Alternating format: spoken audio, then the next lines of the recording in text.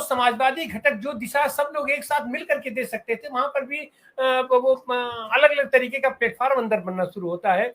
लेकिन जवाहरलाल नेहरू एक ऐसे आदमी थे कि इनके अंदर एक ललक थी और एक उनके अंदर वो जो लक्ष्य के प्रति दृढ़ थे कि कांग्रेस को ही समाजवाद के रास्ते पर मजबूती से चलने के लिए बाध्य किया जाना चाहिए और उसकी नीतियां और उसके पूरा नेतृत्व उस तरीके से उसको लेके चला जाए। और परिणाम यह हुआ कि कांग्रेस के ही नेतृत्व में वो आते हैं और जब वो देश स्वाधीन होता है तो फिर ये प्रथम प्रधानमंत्री के रूप में, हमारे प्रथम शिल्पकार के रूप में भारत के उनको मौका मिलता है और वो बेहतर तरीके से समाजवादी दर्शन को, समाजवादी नीतियों को यहाँ देश के अनुरूप ढालने का सतत प्रयास करते रहते हैं। और उनका आह्वान भी रहता है कि जितने लोग समाजवाद के चाहने वाले लोग हैं, समाजवादी धारा के प्रति निष्ठा रखने वाले लोग हैं, वो सारे लोग जुड़ करके देश को समाजवाद की तरफ हम ले चले। लेकिन उसके बावजूद भी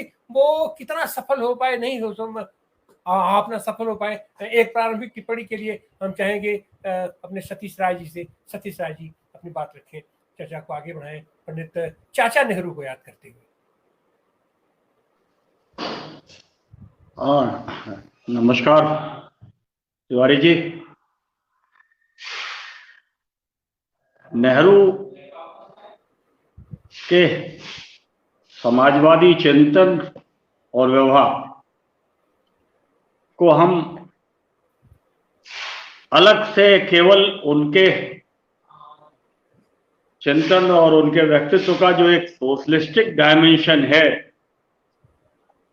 उसको अलग से लेकर के उस पर चर्चा नहीं की जा सकती, क्योंकि आपने कांग्रेस की बात की और कांग्रेस की वैचारिकी और उसकी दार्शनिकता में 1927 से 1937 के बीच ये आयाम आता है समाजवाद का। उससे पहले कांग्रेस की वैचारिकी में राष्ट्रवाद, लोकतंत्रवाद, धर्मनिरपेक्षता या सेकुलरिज्म, इन सब की स्वीकृति और स्थापना हो चुकी थी। उसका एक चौथा स्तंभ उस दार्शनिकता का उसके समाजवाद और लोक कल्याणकारी राज्य की अवधारणा के रूप में सामने आता है। इसलिए किसी एक डायमेंशन को अलग लेकर के किसी इतिहास के इतने बड़े व्यक्तित्व का मूल्यांकन नहीं हो सकता, क्योंकि ये सभी जो आयाम है वैचारिकी के, ये एक ऑर्गेनिक वैचारिक इकाई को फॉर्म करते हैं। इनका स्वरूप कहीं न कहीं एक जैविक संरचना का है, सभी एक दूसरे से कोरिलेटेड है। पुनियानी जी ने जिक्र किया 1934 में पटना के अधिवेशन में कांग्रेस सोशलिस्ट पार्टी बनी। तय था जवाहरलाल जी जाते तो वो अध्यक्ष होते, लेकिन उन्होंने उस समय जेल जाने का रास्ता चुना। और जिस तरह से गांधी जी से नाराजगी थोड़ी मोल लेकर के भी समाजवादियों ने समाजवादी पार्टी की स्थापना की, और शायद इसीलिए गांधी जी के और कांग्रेस के साथ रहते हुए भी उन्होंने अपने लिए एक शब्द का प्रयोग किया था, कुजात गांधीवादी। लेकिन जवाहरलाल जी सीधे तौर पर कांग्रेस सोशलिस्ट पार्टी से नहीं जुड़े कभी, जबकि वो सबसे अग्रणी नेता थे उस मूवमेंट के, जो कांग्रेस के भीतर का समाजवादी आंदोलन था और जो समाजवादी चिंतन की परंपरा कांग्रेस के भीतर शुरू हुई, उसके सबसे अग्रणी चिंतनकार राजनेता पंडित जवाहरलाल नेहरू थे। लेकिन वो ये भी मानते थे कि समाजवाद से जुड़ा जो दूसरा डायमेंशन है वो साम्राज्यवाद विरोध का, और नेहरू ने कभी भी ये स्वीकार नहीं किया कि गांधी को छोड़ करके, जिसकी कोशिश कभी नेताजी सुभाष चंद्र बोस ने भी की, कि गांधी को छोड़ करके साम्राज्यवाद के खिलाफ कोई लड़ाई हिंदुस्तान में संभव है। गांधी को डिसोन करके कभी आगे बढ़ने की कोशिश जवाहरलाल जी ने नहीं की। तो इस तरह से हम कह सकते हैं कि उनके साम्राज्यवाद विरोध में जहां समाजवाद था, वहीं राष्ट्रवाद का भी पक्ष बहुत सशक्त था।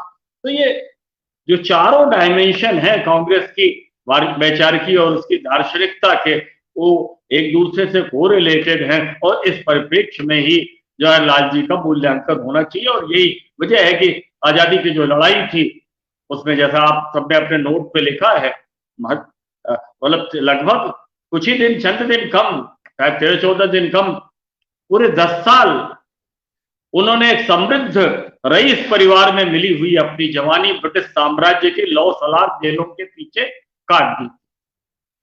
तो कोई भी सुख और कोई भी भोग असंभव नहीं था, ऐसे परिवार में वो पैदा हुए थे। लेकिन बहुत सारी शिकायतें भी इस वजह से मोतीलाल जी को उनसे रहा करती थी।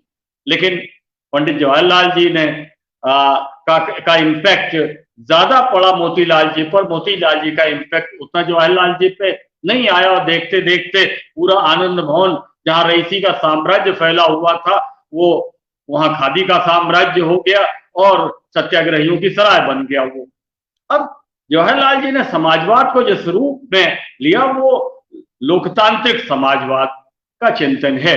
लोकतंत्र की पथिका से होकर के समता मूलक समाज के निर्माण का लक्ष्य, यानी गोल उधर समाजवाद की तरफ बढ़ना है, लेकिन रास्ता डेमोक्रेटिक रोड टू सोशलिज्म का है। और इसमें संसदीय विधायन में उनका विश्वास था। जो कार्यक्रम उन्होंने टेकअप किए उसमें सबसे जो महत्वपूर्ण था प्लान्ड इकोनॉमी। प्लान्ड इकोनॉमी के रिजल्ट्स अपेक्षित बहुत जल्दी नहीं आ रहे थे, तो उन्होंने जो और मैकेनिज्म क्रिएट किए उसमें पंचायती राज, जिसको संविधान निर्माण के समय लोगों ने आग्रह पूर्वक रोक दिया था कि अभी भारत के ग्रामीण समाज पर सामंती शिकंजा बहुत गहरा है, इसलिए काम भविष्य में होना चाहिए। अभी इन संस्थाओं को बहुत अधिकार दे दिया तो पुराने जमींदारों के हाथ का खिलौना बन करके रह जाएंगे। लेकिन बहुत इंतजार नहीं किया पंडित जवाहरलाल नेहरू ने। उसी 50 के दशक के अंत में पंचायती राज का भी आंदोलन शुरू हो गया और इसी के साथ सामुदायिक विकास के कार्यक्रम और सहकारिता। लेकिन इन सब से पहले जो काम उन्होंने किया, राष्ट्रीय एकीकरण की प्रक्रिया के साथ राजशाही का अंत तो हुआ ही भारत में, लेकिन जो ग्रामीण समाज को जकड़े हुए जो जमींदारी की प्रथा के साथ सामंतवाद का जो दूसरा बड़ा स्वरूप था, जिससे ज्यादातर आबादी जो गांव में रहती थी वो जकड़ी हुई थी, जिस मकड़जाल में उस सामंतवाद के उस परंपरागत संरचना का, उस पुरानी संरचना का एक दिन में खात्मा कर दिया उन्होंने। जमींदारी एबोलिशन ये अपने आप में एक बड़ी घटना थी। तो ये कुछ इंस्ट्रूमेंट्स थे जिन इंस्ट्रूमेंट्स के माध्यम से लोकतांत्रिक संरचना के भीतर एक दुनिया का सबसे बड़ा संवैधानिक लोकतंत्र का पौधा उन्हीं की रहनुमाई में हिंदुस्तान की सरजमी पर रोपा गया था और क्रमशः पल्लवित हुआ था, जो एक विराट वटवृक्ष का रूप ले चुका है। तो उस लोकतंत्र के माध्यम से इन सब इंस्ट्रूमेंट्स के द्वारा समता मूलक समाज के निर्माण के संकल्प के साथ समाजवाद की दिशा में बढ़ना, ये पंडित जवाहरलाल नेहरू की कार्यशैली और उनके चिंतन का स्वरूप था। तिवारी जी।